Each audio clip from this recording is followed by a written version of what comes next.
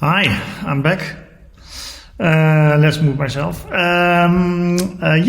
So part 4, like I promised, let's move into what type of deliverables we tend to offer our customers.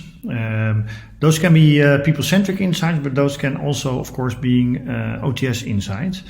So the type of analysis doesn't differ that much, only the methodology it produces. But let's move on. So here there's typically one which is not available for OTS, but it is available for things, basically due to the day-to-day passive measurement. So if we present cross-media effectiveness results, of course, we also provide day-to-day cross-media reach per channel. In an OTS, you won't have those because you only do a measurement completely on the end of the campaign. So in OTS, this data doesn't exist. In the thanks, so more in the people-centric, we can provide and optimize cross-media impact based on daily insights on reach, contact frequencies, and what channels work better or less than expected, right? So let's move on. To optimize creative impact during campaign, it doesn't really matter if we use OTS or people-centric. Maybe, it's even more detailed in the OTS because you have more time to ask all kinds of questions. So if we focus on the appreciations, for instance, or all kinds of assets, we tend to use the same methodology, which is focusing on a lot of points dealing with the information transfer, whether or not people get like a positive feeling from it, or if it's annoying, right? So, and it comes with a benefit that we also provide a highly specific cross-media benchmark, which will allow you guys to compare if it's relatively strong or if it's somewhere average. This is typically the analytics and the outcome which most of our advertisers, brands and customers need the most. So what they want us to do is to take a number or a handful of brand KPIs, in this case brand consideration, and they would like to understand if cross-media works a lot better than per media channel. So if I have TV and online video using YouTube and or Facebook, does it work so much better as when they've only seen TV or only digital? And of course for brands, definitely nowadays, they really want to understand the touch points that matters most to them and whether or not there's a particular synergy between various media channels. So what we offer them is the effect per single medium, the synergy, so in a combination of media channels, the mere exposure effect, so well, you know what it is, and the wear out, wear in effect, telling you also a bit more on how long you might expect things to work. Alrighty. Also in analytics, by the way, I just click one more back. So this type of analysis can be done both by OTS and both by people-centric. So it doesn't matter which methodology you use, you're always going to end up with about the same analysis. Only the way the data has been gathered is different. But the analysis itself is quite uniformed or identical. This is not for every customer interesting, but for a lot it is. Let me move myself here.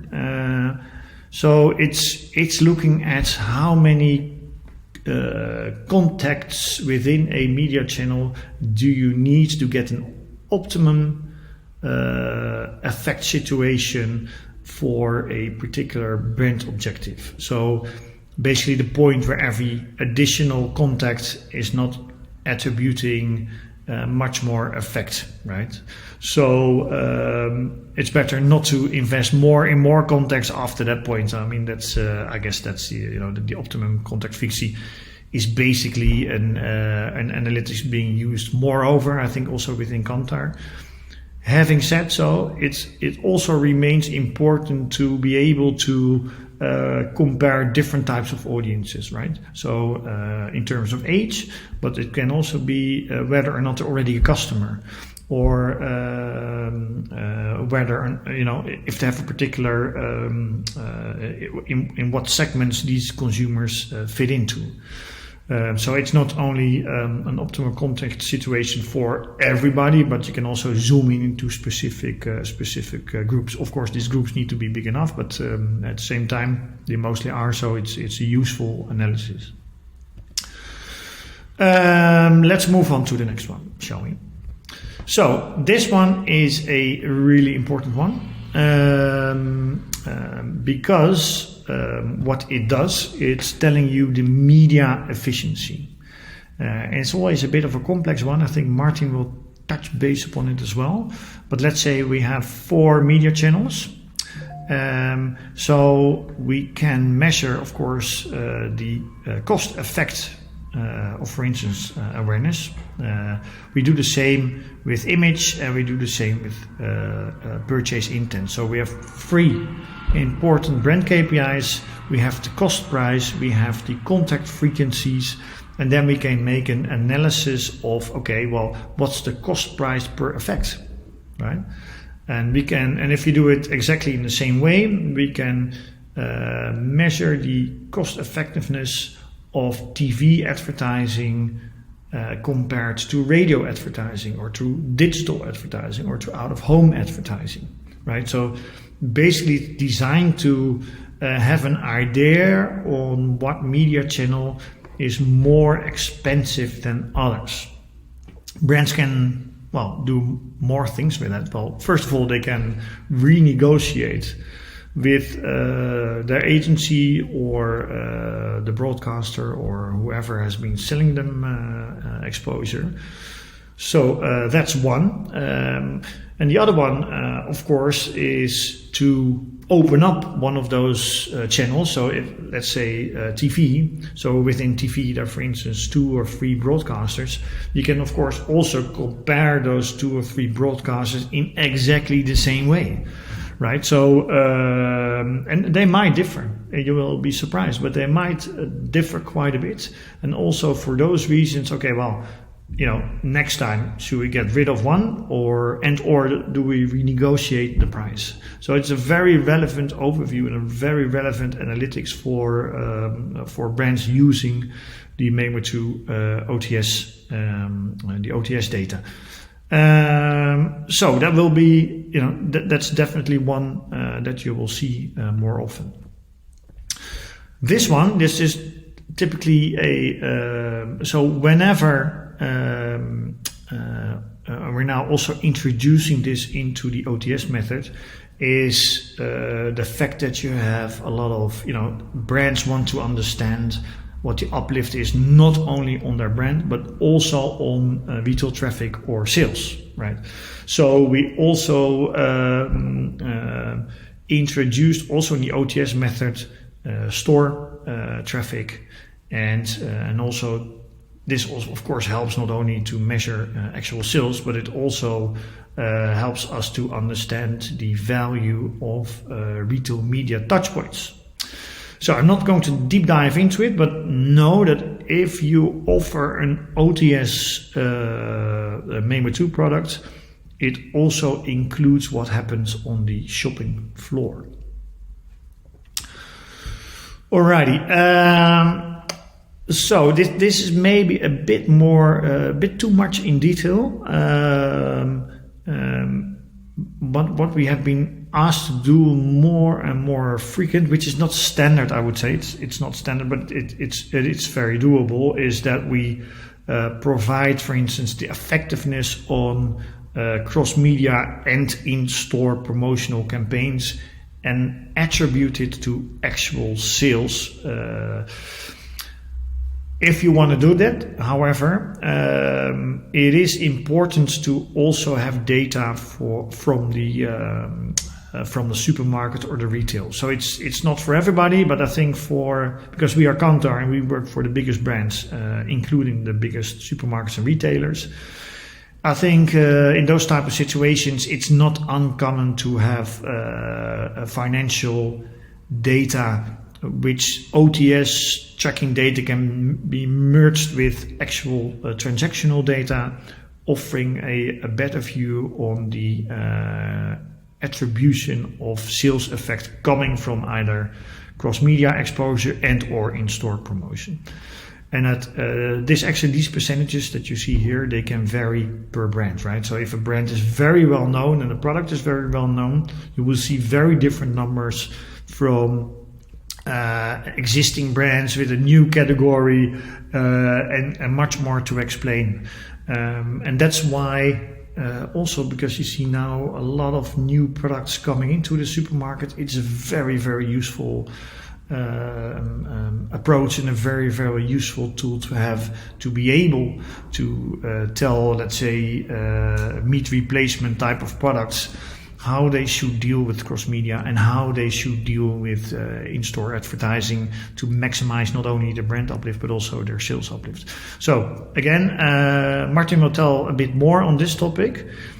If people find it incredibly interesting, we can just make a new video specific on this topic. No problem. So tell me, you're already at my email. No worries. Also comparable, it doesn't really matter if you use people-centric or OTS. We come with a lot of benchmark data. We always get the question, well, how many campaigns do you have in country A or B? Well, obviously we have a lot of campaigns in the Benelux and a lot of campaigns, in a handful of other countries. We're active in 30, but not in every country you have a large benchmark. Personally, I don't find it so incredibly important. I think if you zoom into the objectives that brands have within a particular category, there's a lot of data available, and I don't see it as a replacement. So if we make reports now, I'm inclined to I'm inclined to use both the Kantar benchmarks as the MEMO 2 benchmarks. Why not? Why not use them both?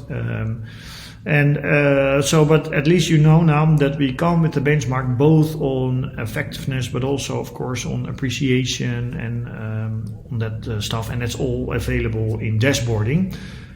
Which reminds me to tell you as well that all the data that we gather, whether it's OTS or people-centric like Thanks, everything is in dashboarding available. So that's also one of the reasons why we're not showing everything that happened in a particular campaign. They can all, they can either look into the appendix, or they can dive into the dashboard, what little marketers actually do. And that's why we tend to focus more on the relevant aspects if we report in PowerPoint, or if we go to the client and tell that whole story. Alrighty, let's move on. The process. The process is actually not very different as well. So you have an intake form, you prepare stuff, then the tracking takes place. At the same time, the dashboard is available, and on the end of a campaign, typically you have your report. There are differences between OTS and people-centric. In both cases, the most important one is the intake. And please, that's my advice to you.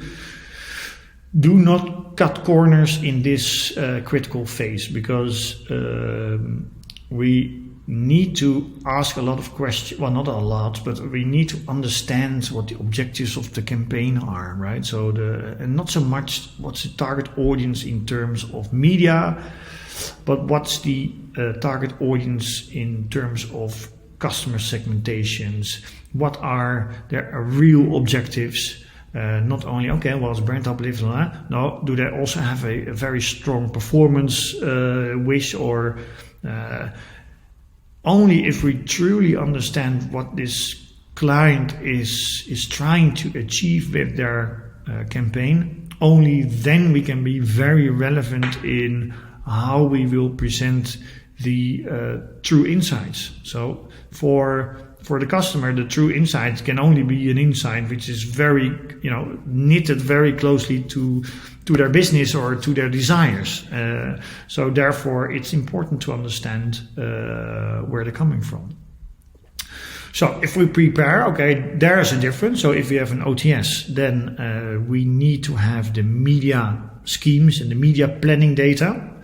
We don't need so much in a thanks situation, because we're not going to calculate OTS. Therefore, we do not really need media plans and that sort of stuff. In both cases, what we do need is creatives for thanks to recognize them, and for OTS to put them in the surveys. For instance, to be able to recognize whether or not they, to measure whether or not they recognize something. And in both cases, we need stuff like out-of-home locations for tracking. We need to know to activate those locations for us to measure it from a day to day, whether or not they're being exposed. For an OTS version, we need to know where these locations are, because we measure how consumers commute from home, for instance, to their work, and how often it's likely they will come across those out-of-home locations. So for tracking, it's also a bit different, of course. So with thanks, we track continuously, so every day, every minute. And with OTS, it's basically on the end of the campaign.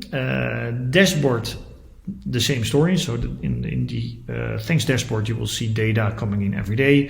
And in the OTS dashboard, you will see once the results get in, they will also are being uploaded into the Memo2 dashboard.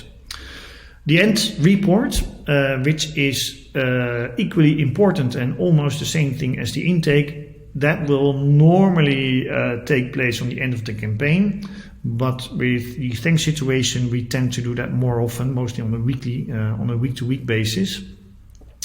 But what's quite similar, whether you use OTS or thanks, is that we make it into a very designy, relevant, well, you can call it a show or you can call it inspirational, to make sure that that everyone in the room, whether it's the media manager, the marketing manager, the brand manager, creative agencies, media agencies, all kinds of consultants, basically have a great time, basically understand what it says. We don't overcomplicate our analytical overview, so we just pinpoint what the insights and the relevance are, not so much how it all works, and it really helps in bringing all these people together, and it also helps in bringing more focus to what those campaigns are basically try to achieve. So it's a very positive thing. So that's I guess our last point. So this intake, incredibly important, because without a very, very good intake, it becomes really hard to first of all ask the right questions, but especially it's very hard to make a presentation which is really focusing on those pain points or points that brands find really, really important. So So don't forget, intake is everything. And let's see you guys in the next part. I'll see you later.